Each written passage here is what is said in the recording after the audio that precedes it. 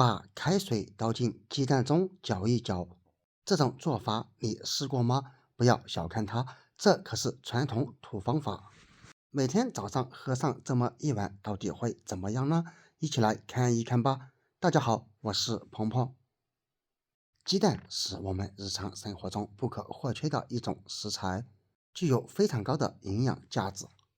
它當中含有我們所需的優質蛋白、氨基酸、多種維生素和多種礦物質，因此雞蛋深受很多人的喜歡。平时有很多人喜歡直接把雞蛋拿來蒸着吃、炒着吃，或者直接煮水煮雞蛋吃。然而今天為大家分享一種雞蛋的另類吃法，比水蒸蛋、水煮蛋、炒雞蛋還好吃，而且更營養哦。做法也非常簡單，這裡準備1顆雞蛋，而且用之前雞蛋建議清洗一下，因為雞蛋殼表面特別的髒。為什麼要清洗呢？因為在剥雞蛋殼的時候，不小心會把絮精弄至蛋清和蛋黃裡面，因此用之前洗一洗會更加的健康哦。先把雞蛋放入碗中，接下來先用水把雞蛋表面淋濕，像這樣就差不多了。然後將雞蛋拿起來放在手上，再往雞蛋上撒上一些食鹽。用食鹽來搓洗雞蛋是最好的方法，因為食鹽它不僅僅顆粒摩擦感強，而且也具有清潔作用，並且還可以起到一個杀毒消菌的效果。通過這種方法，不僅能夠把雞蛋表面的雞糞殘留給洗掉，同時也可以洗去表面的絮精哦。不知道平時你們在吃雞蛋之前有沒有用這種方法清洗呢？如果沒有，一定要試一試哦，因為雞蛋表面太髒了，用清水是非常難以洗乾淨的。提醒一下大家，無論再有營養價值的食材，我們也要選擇正確的方式給它清洗乾淨哦，這樣用起來才會更加的健康，也更加的放心。最後把雞蛋表面的食鹽給它冲洗掉就可以了，這樣就得到了一個非常乾淨的雞蛋。接下來咱們開始打雞蛋，打雞蛋時一定要注意不要太過用力，否則可能把雞蛋碎殼給打入雞蛋液裡面，因此輕輕敲一敲，敲出縫隙，然後用手左右這樣一掰，雞蛋液就會倒入碗中。這樣可以防止雞蛋碎殼摻雜在雞蛋液裡面哦。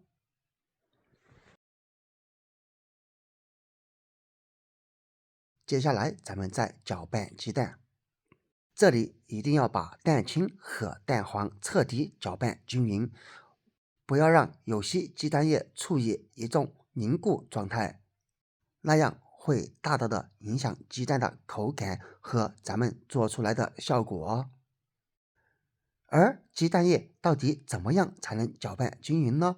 一直沿着一個方向這樣攪，直至蛋清和蛋黃的顏色徹底融合在一起。像這個時候就已經差不多了。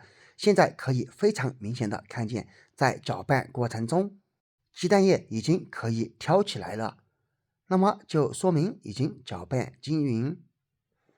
當然了，如果我們需要做開水冲雞蛋，那麼建議攪拌久一點，直至雞蛋液表面起小小的泡沫為止，那樣冲泡出來的雞蛋口感會更好，而且冲出來熱度受热均勻，也不會出現那種有口感發硬的情況。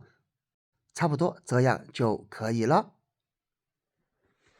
接下來根據個人口味調味，當然食鹽是必不可少的，打上1小撮食鹽，接下來是1小勺香油，當然你也可以選擇用豬油代替，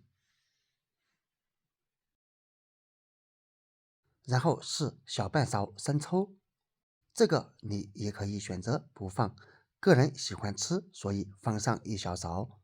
你也可以根據自己愛好再撒上一點蔥花之類的也行。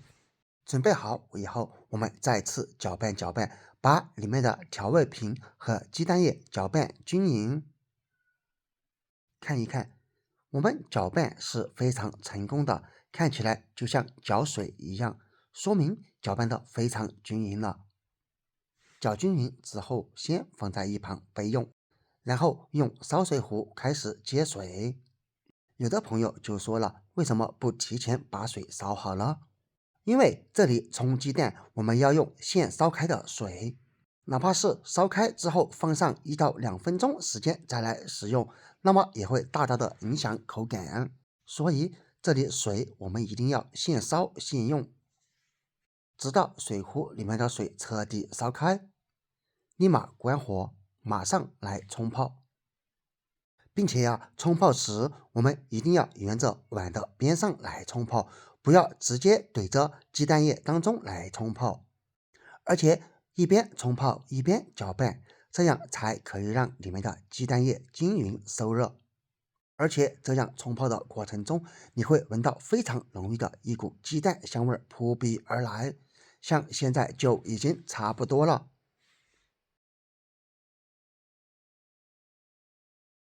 最好再用鍋蓋給它蓋起來，泡上3到5分鐘時間。時間到了之後解開鍋蓋，別說聞起來是真的好香。如果你喜歡吃一點蔥花，那麼聞起來會更加的香哦。這樣沖泡好以後，咱們就可以喝了。當然了，一定要趁熱喝喲，因為如果涼了，它會有腥味，也會大大的影響口感。來試試效果怎麼樣？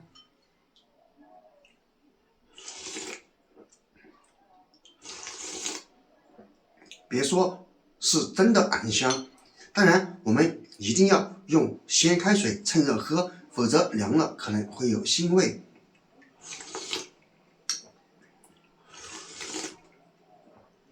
這樣比炒雞蛋、比蒸雞蛋、比煮水煮雞蛋還要簡單方便。而且這樣喝起來，它營養價值也會更高哦。因為雞蛋當中含有非常完美的蛋白質，並且這樣的開水沖雞蛋也有利於我們更好的吸收。當然了，主要就是這個方法是老一輩們留下來的傳統土方法。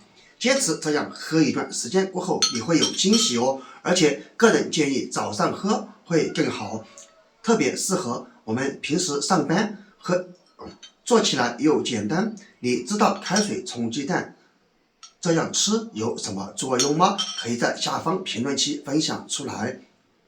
自從我喝了這個開水沖雞蛋以後，堅持10幾天，真的有很大的驚喜，趕緊試一試吧。好了，本期視頻就分享到這裡了，我們下個視頻不見不散，拜拜。